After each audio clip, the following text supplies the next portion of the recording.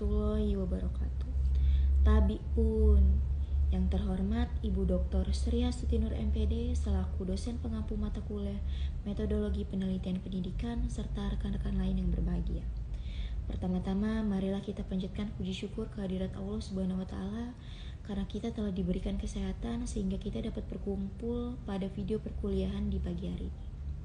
Saya Tri Mustika Ningrum sebagai moderator dan akan membimbing jalannya diskusi ini. Adapun topik yang akan kami bahas adalah penelitian kausal komparatif dan penelitian survei dengan beranggotakan Bapak Kispanto, Bapak Husnudin, Ibu Nur Indasari, saya sendiri Tri Mustika Ningrum, dan Ibu Tuti Lestari. Pemaparan materi yang pertama akan dijelaskan oleh Ibu Nur Indasari, kepadanya dipersilakan. Ya, bismillahirrahmanirrahim. Assalamualaikum warahmatullahi wabarakatuh. Sebelumnya, perkenalkan saya Nur Indasari. Pada kesempatan ini, saya akan menyampaikan tentang salah satu topik dalam mata kuliah metodologi penelitian pendidikan, yaitu penelitian kausal komparatif. Adapun ruang lingkup pembahasan yang akan dibahas pada kesempatan hari ini adalah yang pertama, gambaran umum dan contoh. Yang kedua, ada perbandingan antara penelitian kausal komparatif dan penelitian korelasi. Kemudian ada perbandingan antara penelitian kausal komparatif dan penelitian eksperimen. Yang keempat ada langkah-langkah penelitian. Yang kelima ada tentang ancaman validitas internal. Kemudian mengevaluasi ancaman validitas internal. Dan yang terakhir adalah analisis data.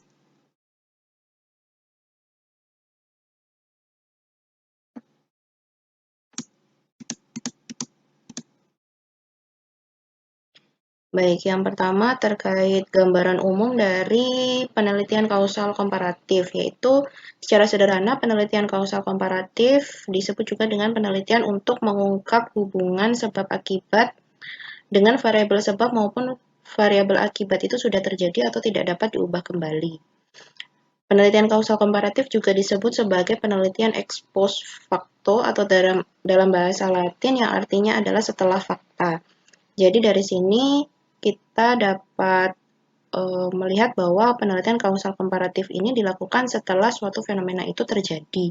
Jadi variabel-variabel yang ada, baik variabel sebab maupun akibatnya itu tidak bisa kita buat atau tidak bisa kita manipulasi ataupun tidak bisa kita intervensi. Berdasarkan kata, di mana ada kata kausal dan ada komparatif, di mana kausal ini membahas tentang sebab akibat dan komparatif ini membahas tentang perbandingan. Maka dalam penelitian kausal komparatif nantinya itu akan dibahas perbandingan dan juga hubungan sebab akibat. Nah, selanjutnya variabel perbedaan kelompok pada penelitian kausal komparatif adalah salah satu variabel yang tidak dapat dimanipulasi seperti etnis atau yang mungkin belum dimanipulasi. Terkadang kendala etika mencegah variabel agar tidak dimanipulasi sehingga mencegah efek variasi dalam variabel yang diperiksa. Di mana contohnya adalah pengaruh program diet terhadap kesehatan atau terhadap kesehatan orang yang melakukan program diet. Nah, di sini peneliti itu tidak bisa sembarangan untuk memilih subjek, kemudian meminta subjek tersebut untuk melakukan suatu program diet. Karena secara etika itu adalah hak dari masing-masing individu untuk melakukan program diet atau tidak. Jadi sebagai peneliti tidak bisa mengintervensi atau meminta seseorang ataupun calon subjek untuk melakukan hal-hal yang kita ingin teliti. Nah, ini contohnya yang tipe 1 itu adalah eksplorasi efek atau eksplorasi dari variabel dependen yang disebabkan oleh keanggotaan dalam kelompok tertentu. Contoh pertanyaannya adalah perbedaan kemampuan apa yang disebabkan oleh perbedaan jenis kelamin, di mana hipotesis penelitiannya adalah wanita memiliki kemampuan linguistik lebih tinggi daripada laki-laki. Yang tipe 2 ada eksplorasi sebab atau eksplorasi variabel independen dari keanggotaan kelompok. Pertanyaannya, apa penyebab seorang individu mengikuti suatu grup atau geng, di mana hipotesis penelitiannya adalah seorang individu yang menjadi anggota sebuah geng memiliki personalitas yang agresif jika dibandingkan dengan yang bukan anggota geng. Dan yang tipe ketiga ini adalah eksplorasi akibat dari adanya suatu perlakuan. Mana pertanyaannya adalah bagaimana reaksi siswa yang diajar dengan metode inquiry terhadap adanya propaganda. Kemudian hipotesis penelitian, siswa yang diajar dengan metode inquiry lebih kritis terhadap propaganda daripada mereka yang diajar dengan metode ceramah.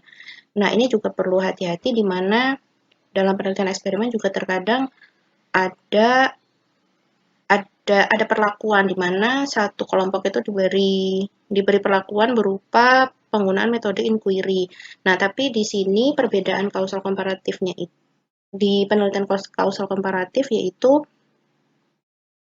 metode inquiry itu memang sudah diberikan bukan sebagai sebuah intervensi, tapi memang sudah diberikan. Dan setelah itu diberikan kepada siswa atau diaplikasikan kepada siswa, baru kita melihat apa saja akibat yang ditimbulkan dari penggunaan metode inquiry tersebut gitu. Jadi bukan memaksakan tapi memang sudah ada sekelompok siswa yang menggunakan metode inquiry baru kita eksplorasi akibatnya.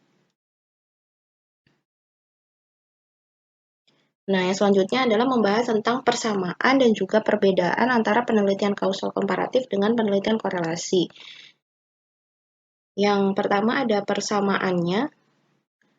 Jadi keduanya merupakan penelitian asosiasi, yaitu penelitian yang berusaha untuk mengeksplorasi hubungan antar variabel. Keduanya juga mencoba untuk menjelaskan fenomena-fenomena yang menarik. Keduanya berusaha mengidentifikasi variabel yang layak untuk dieksplorasi dalam penelitian, dan keduanya sering memberikan panduan untuk penelitian eksperimen berikutnya. Keduanya tidak memperbolehkan adanya manipulasi variabel oleh peneliti, dan keduanya mencoba untuk mengeksplorasi sebab akibat.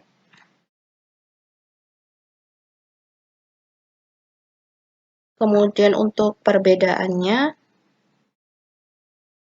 dalam penelitian kausal komparatif biasanya membandingkan dua atau lebih kelompok subjek. Dan dalam penelitian kausal komparatif juga biasanya melibatkan setidaknya satu variabel kategori. Dan yang terakhir dalam penelitian kausal komparatif itu sering membandingkan rata-rata atau menggunakan tabel cross-break. Sedangkan untuk penelitian korelasi, yang pertama memerlukan skor pada setiap variabel untuk setiap subjek. Yang kedua menyelidiki dua atau lebih variabel kuantitatif. Yang ketiga sering menganalisis data menggunakan scatter plot dan atau koefisien korelasi.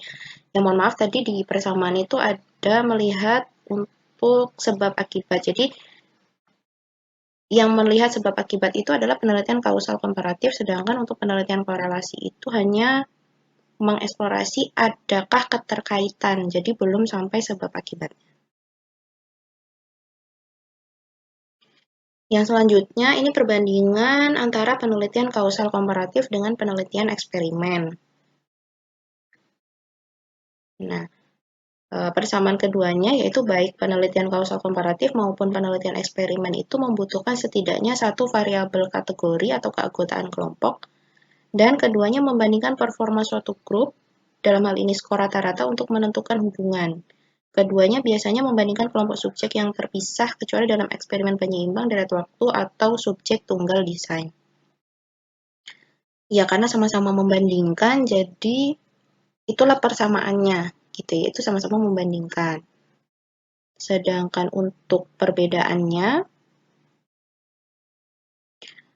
nah, untuk penelitian kausal komparatif tadi sudah dijelaskan bahwa tidak ada manipulasi maupun intervensi terhadap variabel-variabel yang diteliti. Yang kedua, tidak membentuk kelompok karena kelompok itu sudah terbentuk, jadi tidak dibentuk oleh peneliti tapi sudah secara alamiah terbentuk. Kemudian yang ketiga, penelitian kausal komparatif cenderung memberikan bukti yang jauh lebih lemah untuk sebab akibat daripada penelitian eksperimen. Kemudian sedangkan untuk penelitian eksperimen, yang pertama dalam penelitian eksperimen itu variabel independen itu dimanipulasi di mana ada intervensi atau pemberian perlakuan terhadap suatu kelompok. Yang kedua, pada penelitian eksperimen, peneliti memberikan penugasan pada subjek untuk memberikan perlakuan pada kelompok. Yang ketiga, peneliti memiliki fleksibilitas yang jauh lebih besar dalam merumuskan struktur desain. Ini sebagai akibat dalam penelitian eksperimen itu boleh adanya intervensi, maka peneliti memiliki fleksibilitas yang jauh lebih besar jika dibandingkan dengan penelitian kausal komparatif di mana variabel-variabel yang diteliti itu memang sudah terjadi atau kelompok-kelompok yang dibandingkan itu memang sudah terjadi, sudah ada, bukan dibentuk gitu, tapi memang sudah ada. Selanjutnya ada langkah-langkah penelitian. Dalam hal ini ada 4 langkah yang akan dibahas. Yang pertama adalah merumuskan masalah, yang kedua memilih sampel, yang ketiga instrumentasi, yang keempat adalah desain penelitian. Ya, melanjutkan langkah-langkah penelitian dalam kausal komparatif, di mana yang pertama adalah merumuskan masalah. Langkah pertama dalam merumuskan masalah dalam penelitian kausal komparatif itu biasanya adalah mengidentifikasi dan mendefinisikan fenomena tertentu yang menarik untuk kemudian mempertimbangkan kemungkinan penyebab atau konsekuensi dari fenomena tersebut. Pengujian beberapa hipotesis adalah karakteristik dasar dari penelitian kausal komparatif dan harus menjadi dasar untuk mengidentifikasi variabel yang akan membedakan kedua kelompok. Jadi, antara variabel sebab maupun variabel akibat itu harus benar-benar didefinisikan dengan benar gitu. Makanya dikatakan pengujian beberapa hipotesis adalah karakteristik dasarnya. Jadi harus memastikan bahwa variabel tersebut memang terkait. Jadi bukan asal saya mau A kemudian akibatnya B, itu tidak bisa, tapi benar-benar memang harus ada hubungannya seperti itu. Yang selanjutnya memilih sampel. Hal yang paling penting dalam memilih sampel adalah mendefinisikan dengan hati-hati karakteristik yang akan diteliti dan kemudian memilih kelompok yang berbeda. Karakteristik dari sampel sangat perlu diperhatikan agar tidak ada variabel lain yang ikut serta dan memberikan pengaruh namun tidak dianggap ada. Hal ini akan menyebabkan kesalahan penelitian. Misalkan ada suatu penelitian yang berjudul yang akan membahas tentang perbedaan hasil belajar geometri antara laki-laki dan perempuan. Nah, ada beberapa hal yang perlu diperhatikan dalam memilih subjek adalah yang pertama, misal ada tingkat kelas yang sama. Ya, jadi dari kelas yang sama, bukan hanya memilih siswa yang sudah pernah belajar geometri gitu, tapi mereka ada di tingkat kelas yang sama, bahkan umur yang sama. Nah, itu juga harus diperhatikan agar nantinya tidak ada variabel lain yang ada tapi dianggap tidak ada. Yang itu akhirnya akan menyebabkan kesalahan penelitian atau nanti kesimpulan yang diperoleh itu tidak sesuai dengan kenyataannya. Kemudian juga ada apakah berasal dari sekolah yang sama ataupun variabel-variabel lainnya yang harus sangat diperhatikan. Kemudian instrumentasi. Dalam penelitian kausal komparatif ini tidak ada batasan pada jenis instrumen yang boleh digunakan. Bisa menggunakan tes hasil belajar, kuesioner, wawancara, sikap pengukuran, dan yang lainnya. Misal untuk contoh yang sebelumnya, karena ingin melihat hasil belajar, maka dapat menggunakan tes. Seperti itu, tapi juga bisa menggunakan wawancara. Bisa juga yang lain-lainnya. Nah, ini desain penelitian. Jadi ada 2 desain, di mana ada A dan B. Di mana yang A itu terlihat ada 2 kelompok. Ada 2 kelompok, di mana variabel independennya untuk kelompok 1 itu adalah karakteristik yang dimiliki kelompok, sedangkan yang kelompok kedua itu variabel independennya adalah karakteristik yang tidak dimiliki kelompok. Kemudian variabel independennya adalah pengukuran.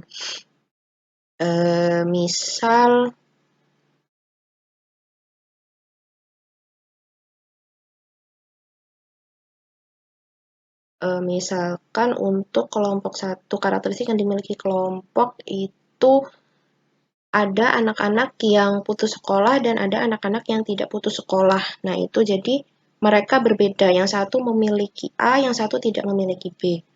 Nah, untuk yang kelompok kedua, hampir mirip, hanya saja bukan yang satu punya tapi tidak punya, tapi yang satu karakteristiknya A, yang kedua karakteristiknya B. Misal tadi ada perbedaan gender gitu ya.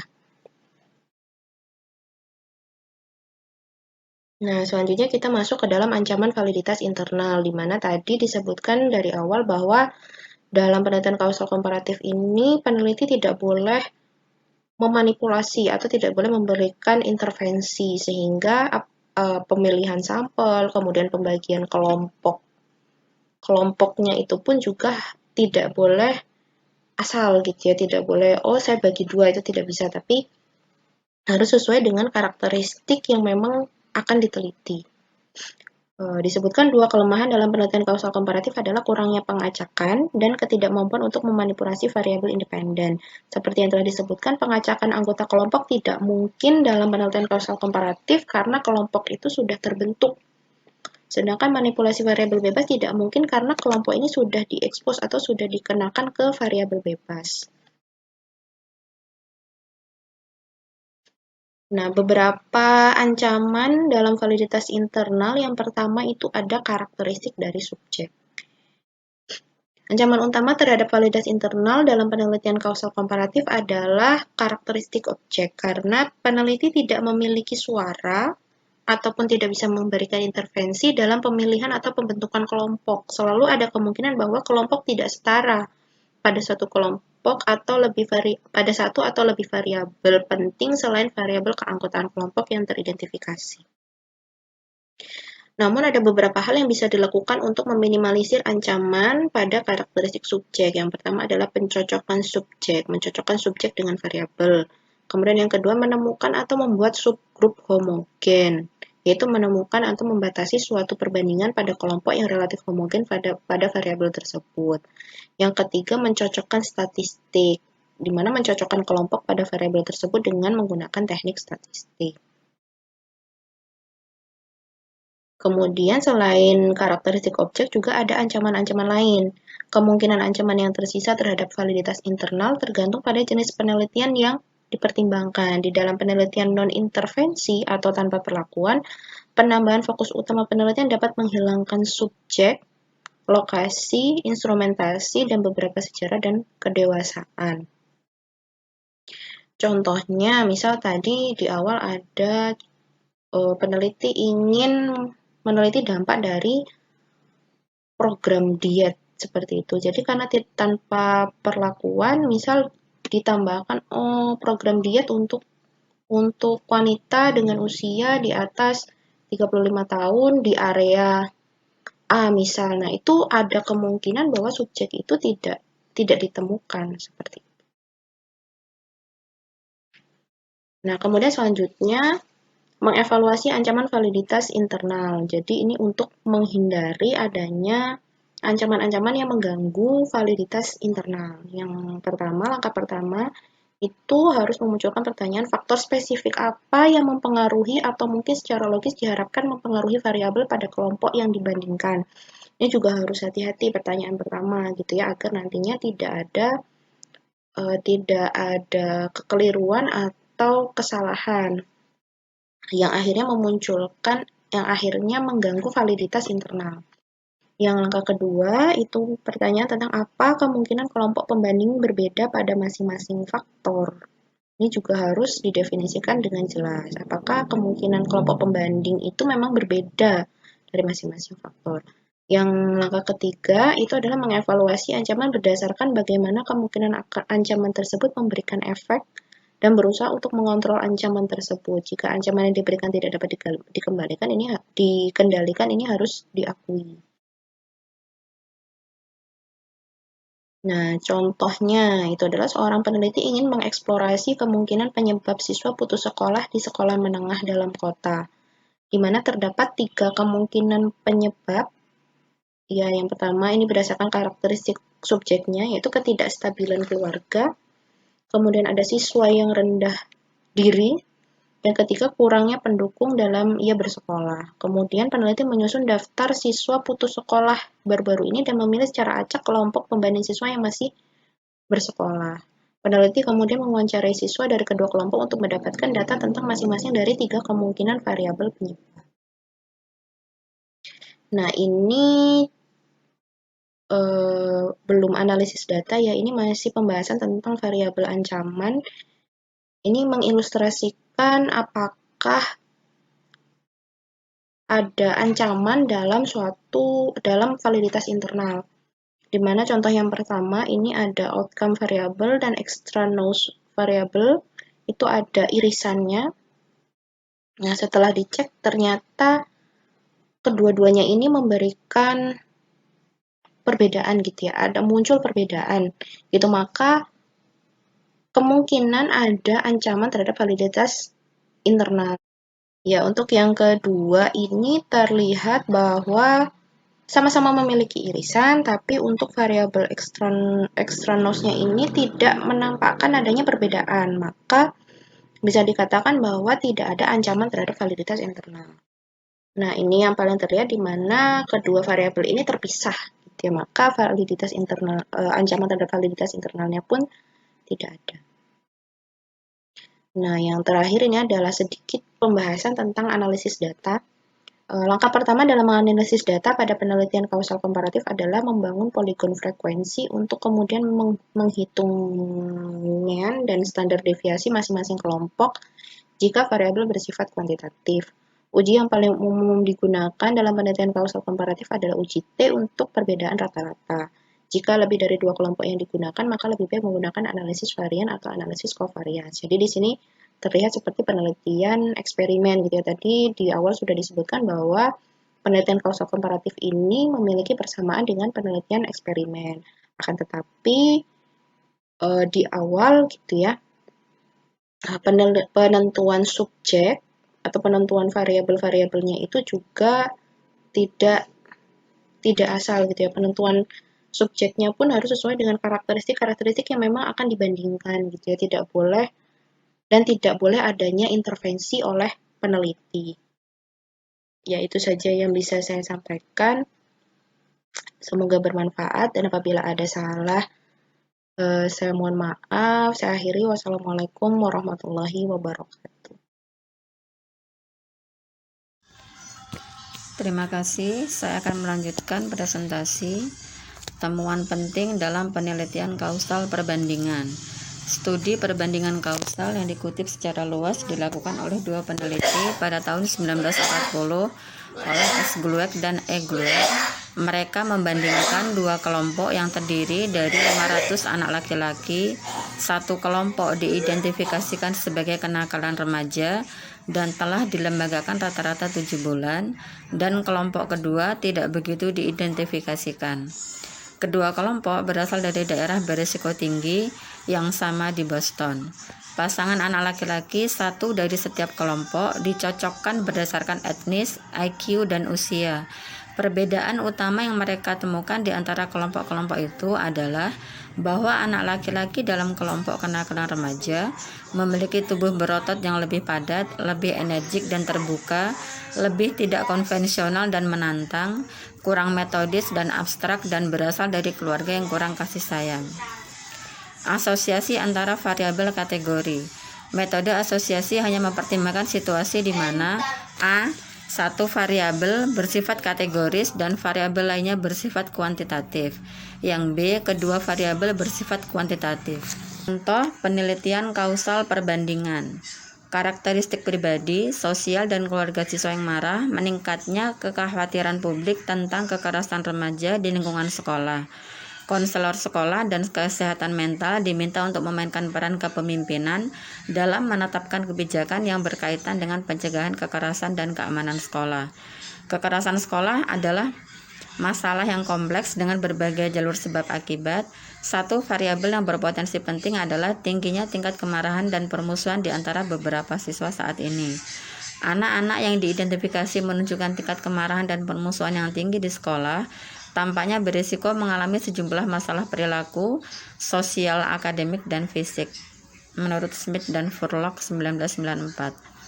Dalam memeriksa pengaruh kausal pada kemarahan, permusuhan, dan agresi pada anak-anak, Greenberg, Spils, dan Declan 1993 mengusulkan model 4 faktor yang mencakup A. Stresor keluarga, B. Gaya disiplin orang tua, C. Hubungan keterikatan, D. Karakteristik dalam anak-anak seperti temperamen individu. Faktor pribadi meliputi ciri-ciri kepribadian, disposisi, reaktivitas, dan temperamen. Penelitian sebelumnya menunjukkan bahwa anak-anak agresif sering mengaitkan intensionalitas dengan tindakan negatif oleh teman sebaya, sehingga membenarkan pembalasan agresif, menurut Dodge 1991. Faktor sekolah tidak hanya mencakup lingkungan fisik terdekat, ukuran sekolah, dan iklim sekolah secara umum, tetapi juga variabel seperti sikap guru dan administrator, kebijakan disiplin, dan kinerja akademik siswa. Smith dan kawan-kawan 1987. Hubungan teman sebaya juga merupakan penentu penting kemarahan dan permusuhan di sekolah. Dalam studi longitudinal, kompetensi emosional dan hubungan teman sebaya, Eisenberg 1995, ditemukan bahwa frekuensi emosi negatif anak-anak seperti kemarahan dan ketidakmampuan untuk secara efektif mengatur perasaan negatif berbanding terbalik dengan penerimaan teman sebaya. Metode peserta partisipan untuk penelitian ini adalah 24 siswa dengan tingkat kemarahan tinggi, usia sekolah dasar yang diidentifikasi berdasarkan penilaian guru dan penilaian standar, dan jumlah siswa dengan tingkat kemarahan rendah yang sama sebagai sampel pembanding. Kedua kelompok diambil dari 12 sekolah dasar di Honolulu, Hawaii. 24 siswa terdiri dari 20 siswa laki-laki dan 4 siswa perempuan, didistribusikan secara merata antara kelas 5 dan kelas 6. Instrumen Sistem Penilaian Perilaku Anak BASC Subskala Agresi Reynolds dan Campos 1992 digunakan untuk mengukur persepsi guru tentang agresi fisik dan verbal siswa di sekolah. Prosedur, guru di masing-masing dari 12 kelas 5 dan kelas 6 yang berpartisipasi diminta untuk menominasikan siswa sebanyak yang mereka inginkan dari kelas mereka yang sesuai dengan kriteria kemarahan tinggi dan rendah di sekolah. Siswa dengan tingkat kemarahan tinggi didefinisikan sebagai siswa yang sering menunjukkan ledakan emosi yang berhubungan dengan perasaan marah, sikap sinis, bermusuhan, terlibat insiden sering berkelahi. Siswa dengan kemarahan rendah diidentifikasikan sebagai siswa yang jarang atau tidak pernah menunjukkan karakteristik ini. Hasil, data dari wawancara orang tua, guru, dan siswa diatur menurut 4 domain utama: faktor pribadi, keluarga, teman sebaya, dan sekolah. Dalam setiap domain, hasil dilaporkan sesuai dengan hubungan antara skor kemarahan global dan variabel hasil relevan lainnya. Terima kasih. Assalamualaikum warahmatullahi wabarakatuh. Baik rekan-rekan program studi Magister Pascasarjana Pendidikan Matematika Universitas Lampung. Selanjutnya, izinkan saya untuk menjelaskan mengenai penelitian kausal komparatif, dalam hal ini mengenai analisis data. Adapun beberapa hal yang akan saya sampaikan, yang pertama adalah mengenai sifat penelitian kausal komparatif, yang kedua langkah-langkah penelitian kausal komparatif, yang ketiga ancaman terhadap validitas internal dalam penelitian kausal komparatif, dan yang terakhir analisis data dalam studi kausal komparatif. Sifat penelitian kausal komparatif ada beberapa. Yang pertama, sebuah penelitian kausal komparatif itu merupakan sebuah penelitian yang berusaha mengidentifikasi hubungan antar variabel. Penelitian kausal komparatif juga menentukan penyebab atau akibat dari perbedaan yang sudah ada di antara kelompok individu. Sifat yang selanjutnya, bahwa pendekatan kausal komparatif memulai dengan perbedaan yang dicatat antara dua kelompok dan kemudian mencari kemungkinan penyebab atau konsekuensi dari perbedaan ini. Sifat selanjutnya, terdapat 3 jenis penelitian kausal komparatif: eksplorasi efek, eksplorasi penyebab, dan eksplorasi konsekuensi yang berbeda dalam tujuan dan strukturnya. Ketika sebuah eksperimen akan memakan waktu yang cukup lama, maka studi kausal komparatif sering digunakan sebagai alternatifnya. Seperti dalam studi korelasional, hubungan dapat diidentifikasi dalam studi kausal komparatif, tetapi sebab akibat tidak dapat sepenuhnya ditetapkan. Baik, Langkah-langkah penelitian kausal komparatif yang pertama, merumuskan masalah dalam penelitian kausal komparatif. Selanjutnya, kita harus memilih sampel untuk studi kausal komparatif. Yang ketiga, menentukan jenis instrumen yang dapat digunakan dalam studi kausal komparatif yang tidak dibatasi. Yang keempat, desain kausal komparatif melibatkan pemilihan dua kelompok yang berbeda pada variabel tertentu, kemudian membandingkan pada variabel yang lain.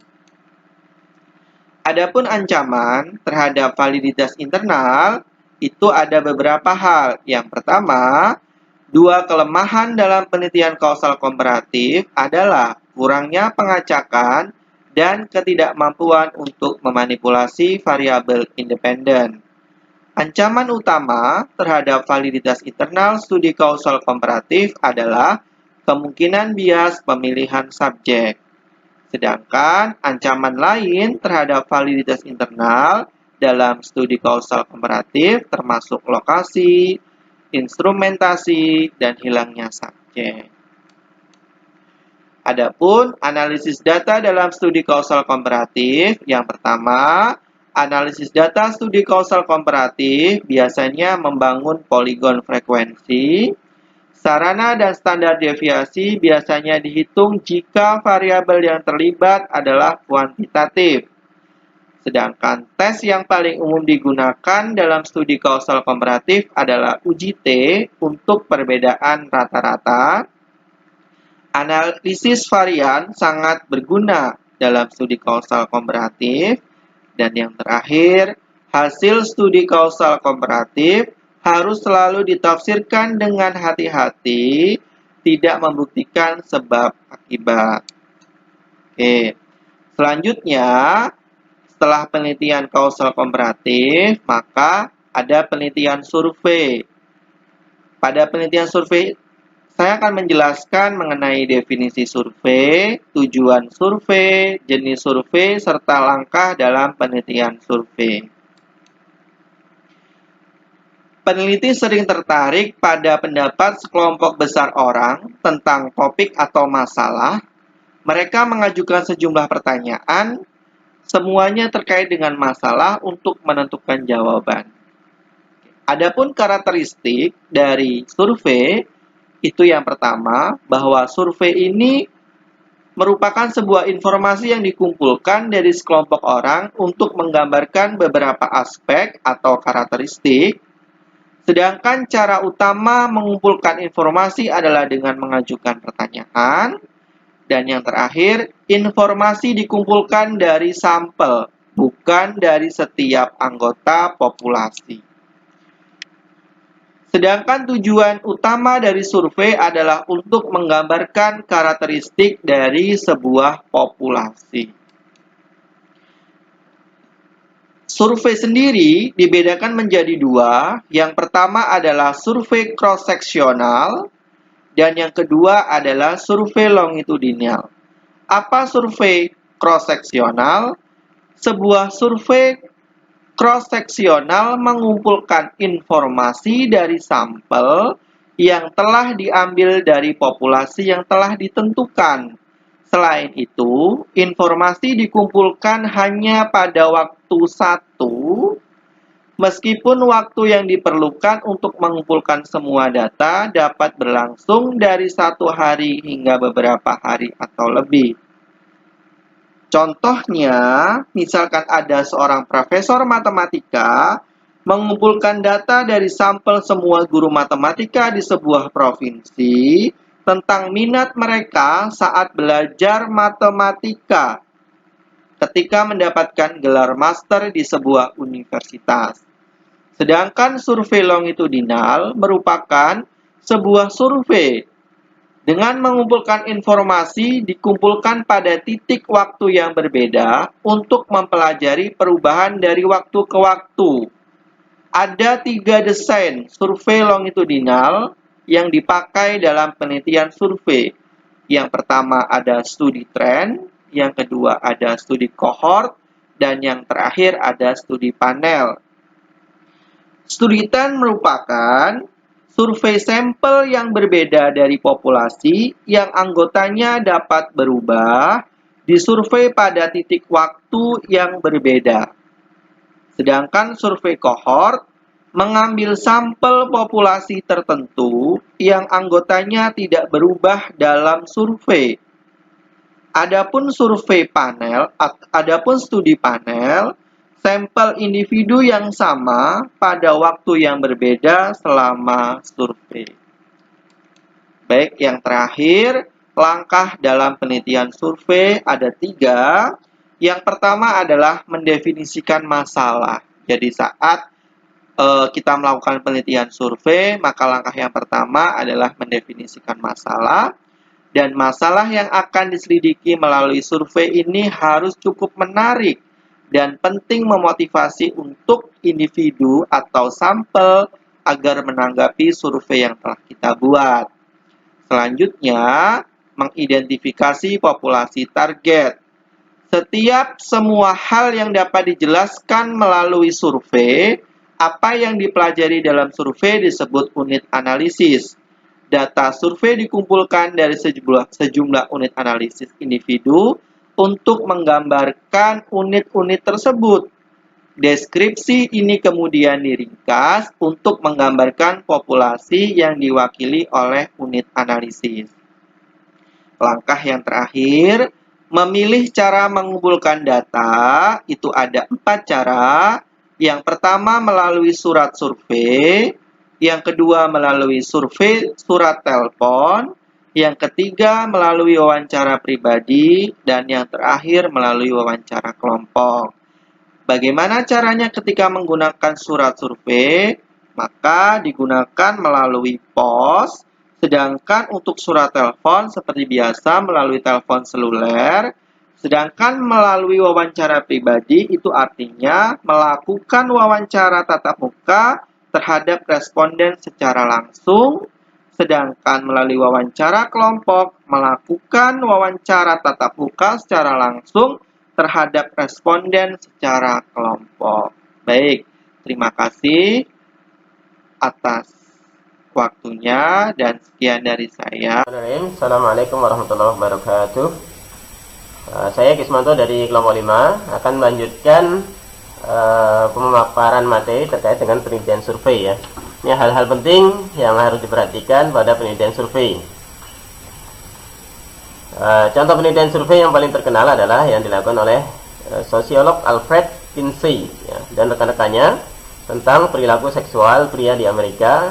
Ini terjadi atau dilakukan penelitian pada tahun 1948 dan pada wanita itu di penelitiannya dilakukan di tahun 1953. Nah, sampel yang diambil untuk penelitian survei yang dilakukan oleh mereka itu cukup besar, yaitu sekitar 12.000 untuk yang pria dan 8.000 untuk yang wanita. Mereka ya, Kinsey dan rekan-rekannya itu sangat teliti dalam membandingkan hasil dari sampel yang berbeda dan dalam menguji reliabilitas melalui pengujian ulang dan validitas melalui pemeriksaan silang internal. Salah satu aspek yang tidak biasa dari pengumpulan data dasar proses wawancara individu adalah wawancara berisi 521 item. Ya, meskipun minimum per responden itu adalah 300 ya. Nah, informasi yang sama diperoleh dalam beberapa pertanyaan berbeda. Semuanya ditanyakan secara berurutan untuk meminimalkan distorsi ya, atau penyimpangan.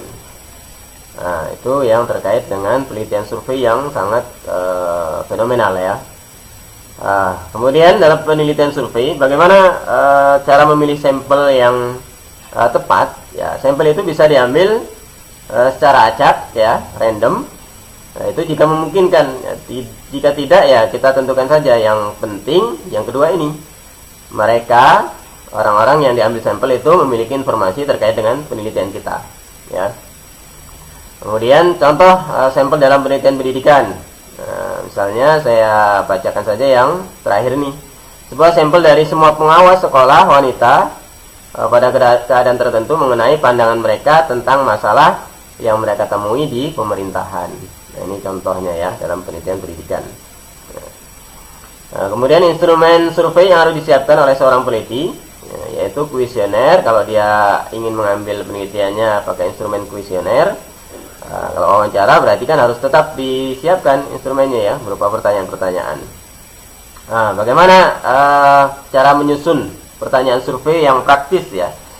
Nah, ini ada 4 rambu-rambunya. Apakah pertanyaannya itu bisa ditanyakan persis seperti yang ditulis? Nah, ini harapannya supaya tidak kaku ya. Apa itu interviewernya, wawancara itu menanyakan langsung ke responden tanpa harus lihat teks terus ya. Artinya mereka memang sudah menguasai.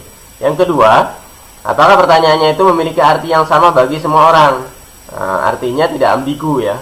Jadi setiap responden itu menerima pertanyaan ya, merespon pertanyaan itu pandangannya, anggapannya itu sama ya, masing-masing respondennya. Kemudian yang ketiga, apakah pertanyaannya bisa dijawab oleh orang ya? Tentunya ini penting ya. Kalau pertanyaannya rumit ya, kayak soal matematika ya, akan repot ya. Jadi harus yang sederhana dan orang itu mengerti apa maksud pertanyaannya.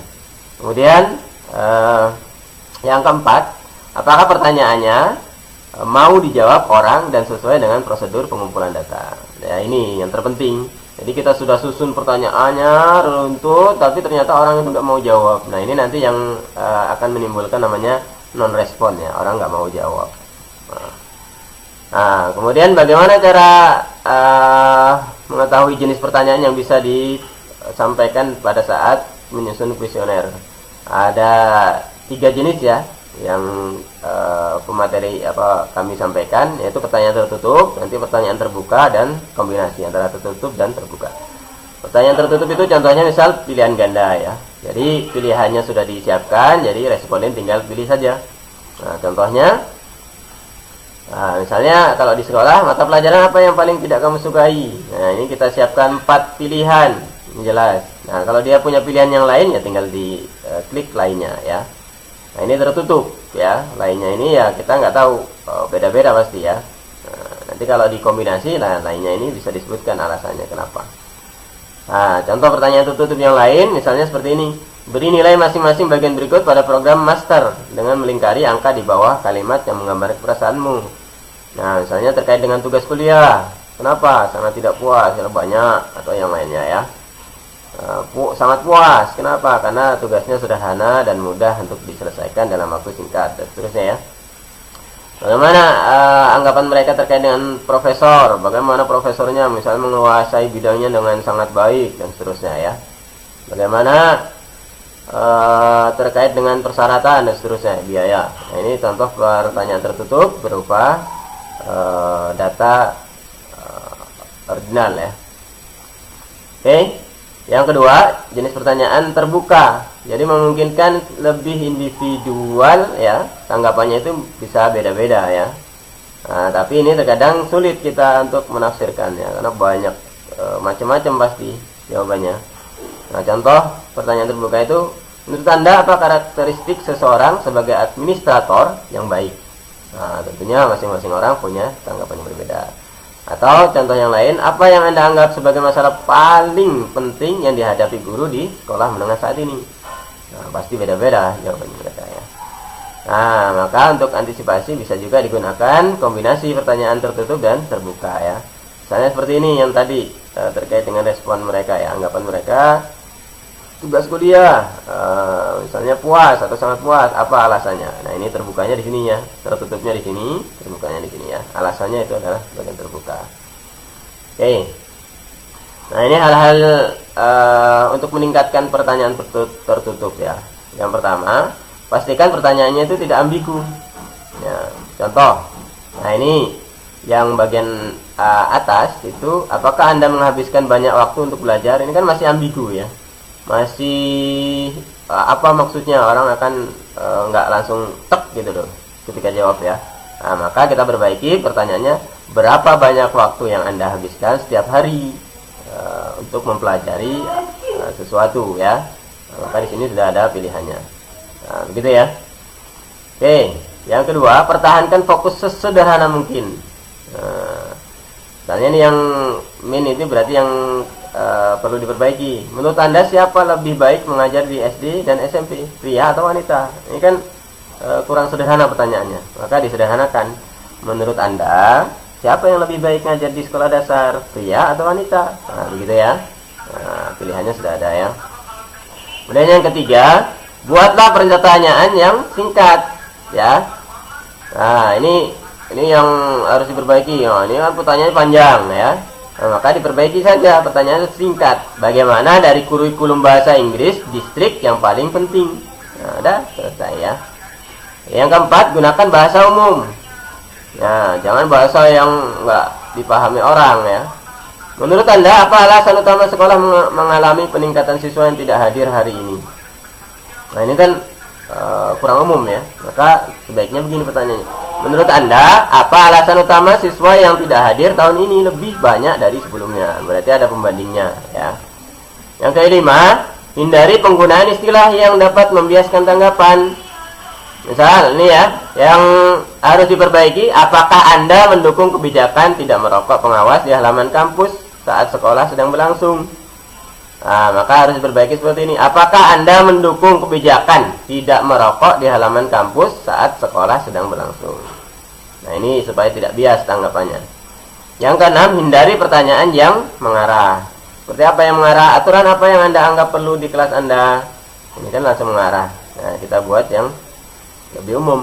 Lingkari setiap hal berikut yang menjelaskan aturan yang Anda tetapkan di kelas Anda. Ya, misalnya begini ya. Oke, yang ketujuh, hindari negatif ganda. Nah, negatif ganda maksudnya apa? Nah, ini ya. Apakah Anda menolak, ini negatif 1, untuk mengawasi siswa di luar kelas? Nah, maka pertanyaan yang tidak negatif, apakah Anda bersedia ya? Menolak ini kan negatif ya. Maka bersedia ini positif. Apakah Anda bersedia untuk mengawasi siswa di luar kelas? Nah, gitu ya. Oke. Bagaimana menggunakan wawancara untuk mengukur kemampuan? Nah, contoh paling terkenal dari penggunaan tersebut adalah kita dapat temukan dalam karya Jean Piaget dan rekan-rekannya. Mereka menggunakan urutan semi terstruktur dari pertanyaan kontingensi untuk menentukan tingkat perkembangan kognitif anak. Pertanyaan kontingensi ini pertanyaan lanjutan. Misalnya, kalau apakah Anda belajar tiap hari? Ya atau tidak. Kalau iya, berapa lama belajar tiap hari? Nah, gitu ya, kontingensi, pertanyaan lanjutan dari jawaban sebelumnya. Nah, dalam penelitian survei pasti ya akan ditemui namanya non-respon. Apa itu non-respon?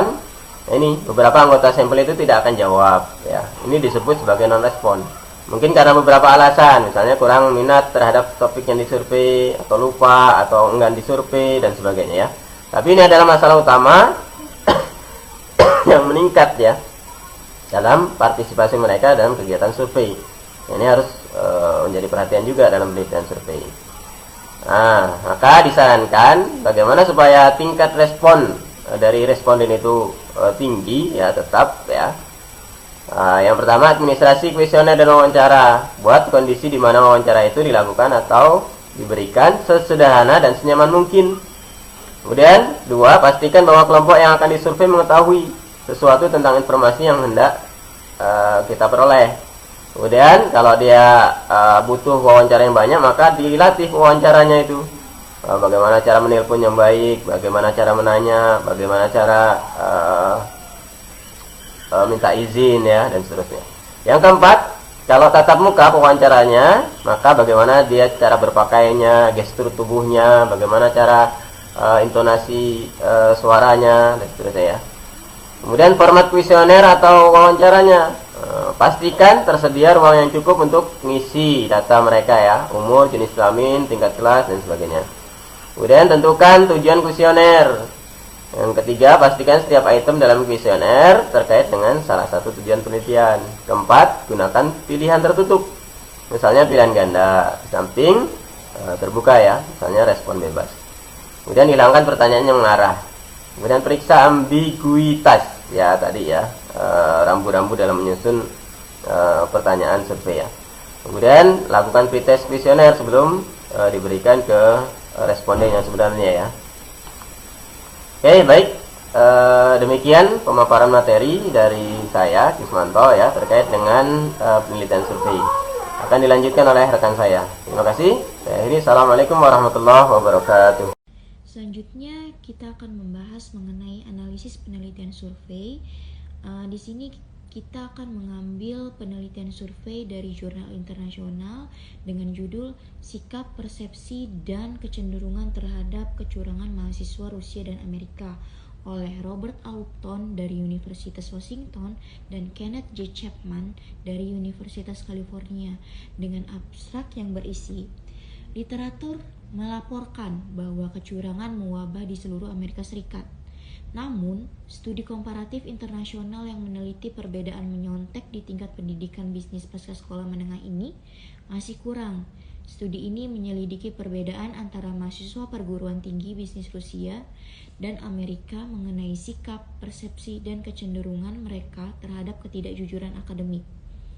Studi ini menemukan perbedaan yang signifikan antara perilaku dan keyakinan mahasiswa Rusia dan Amerika tentang kecurangan itu.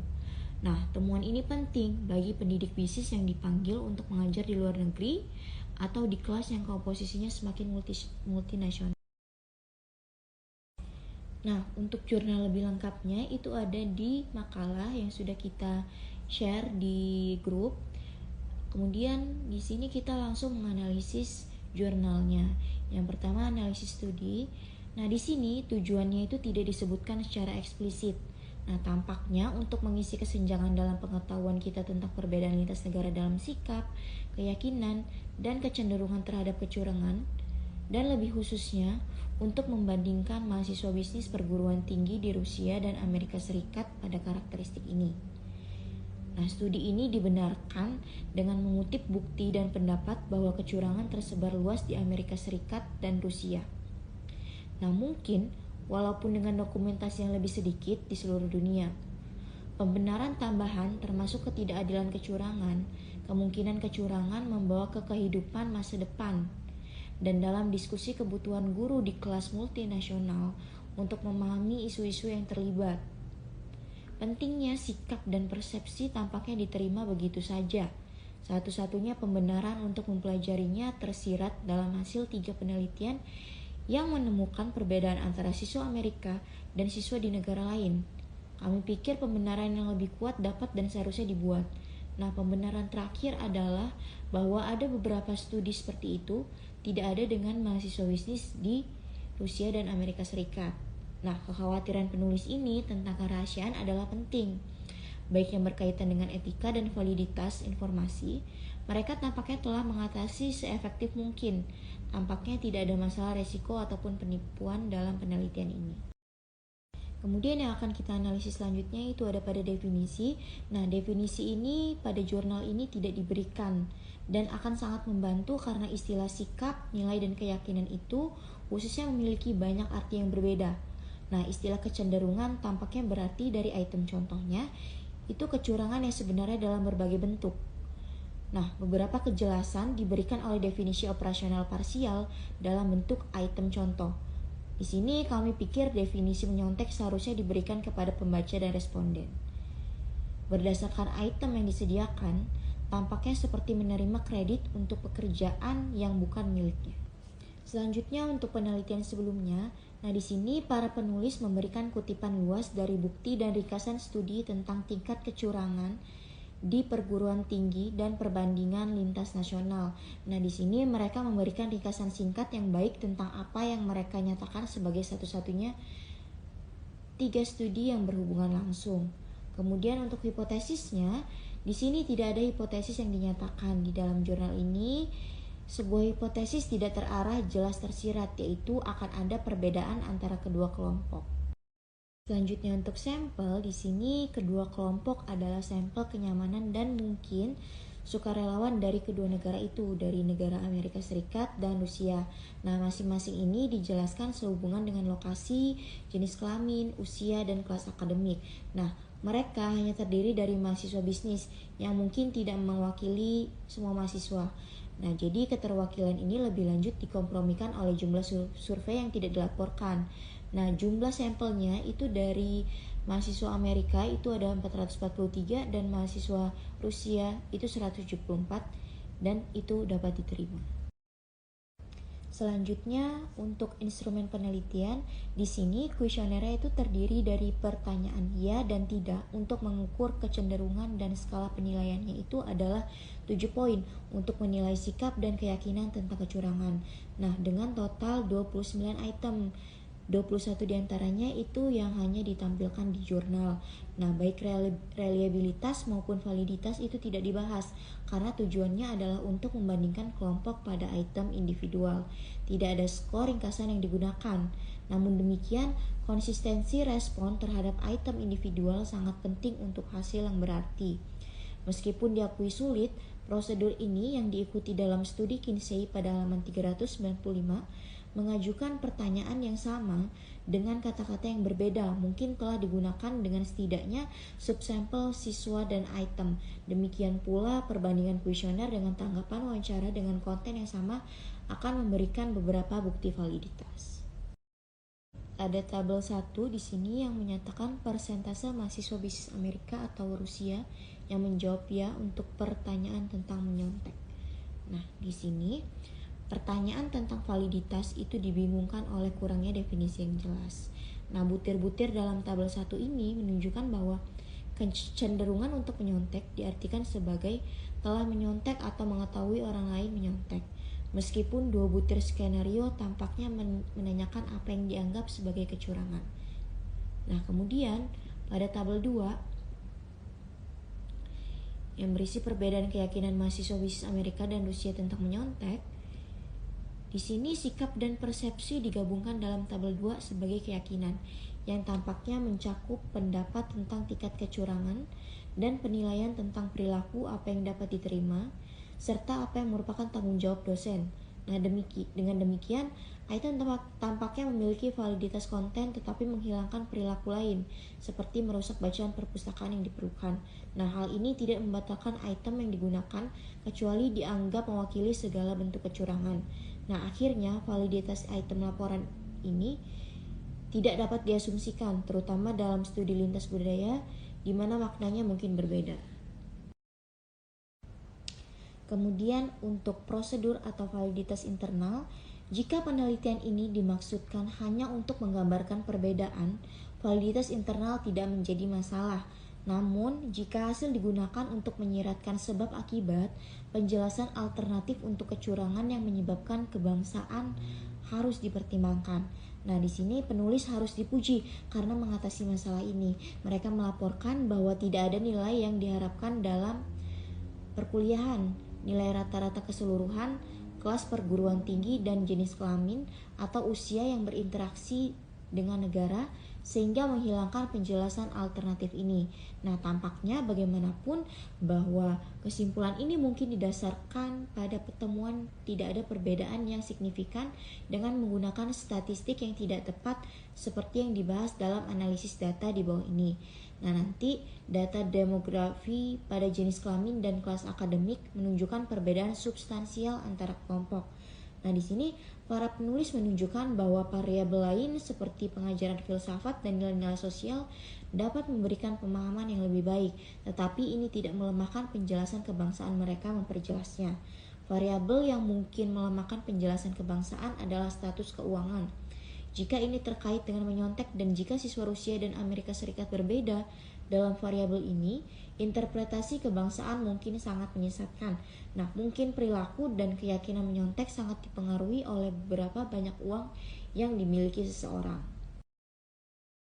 Selanjutnya untuk analisis datanya, di sini statistik deskriptif ini sesuai, tetapi statistik inferensialnya yaitu uji T dan uji chi-square-nya itu tidak sesuai. Nah, sampel tidak acak atau bisa dibilang mewakili populasi yang ditentukan. Dasar yang tepat untuk menilai perbedaan adalah perbandingan langsung persentase dan rata-rata, dan mungkin ditambah dengan perhitungan ukuran efek untuk rata-rata yang rumusnya itu terdapat pada halaman 244.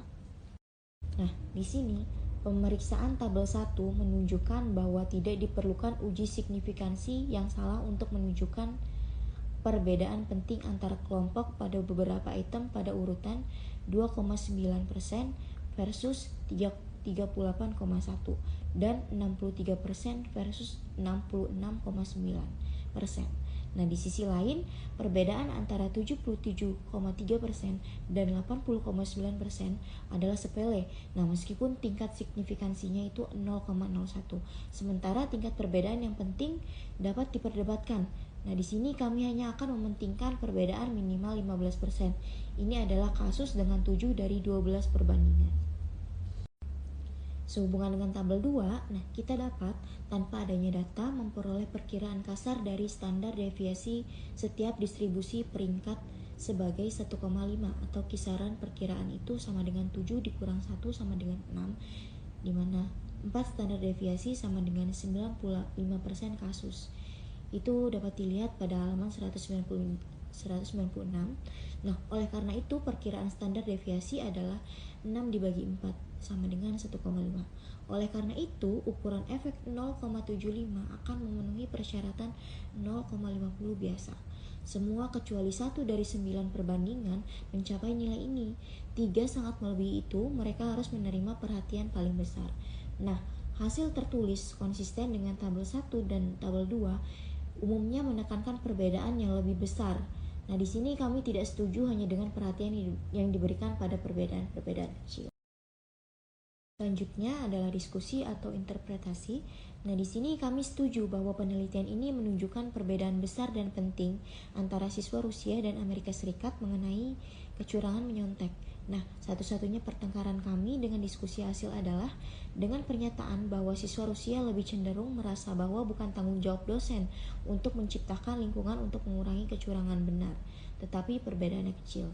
Kemudian, diskusi penulis menempatkan studi dalam konteks yang lebih luas dan membuat rekomendasi yang masuk akal.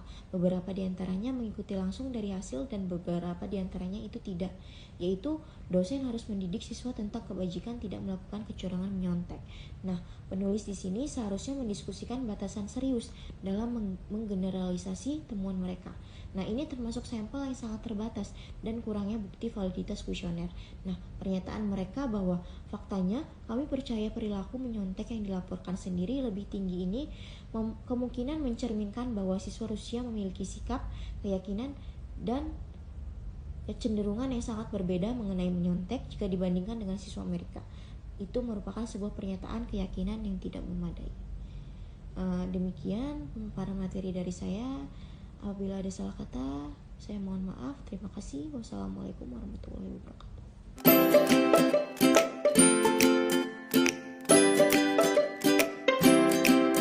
Sekian pemaparan materi dari kelompok 5 mengenai penelitian kausal komparatif dan penelitian survei. Adapun untuk diskusi lebih lanjut akan dilanjutkan di V-Class. Dan saya Tri Mustika Ningrum sebagai moderator. Mohon maaf apabila ada salah kata dan perbuatan. Saya akhiri presentasi pada hari ini. Wassalamualaikum warahmatullahi wabarakatuh.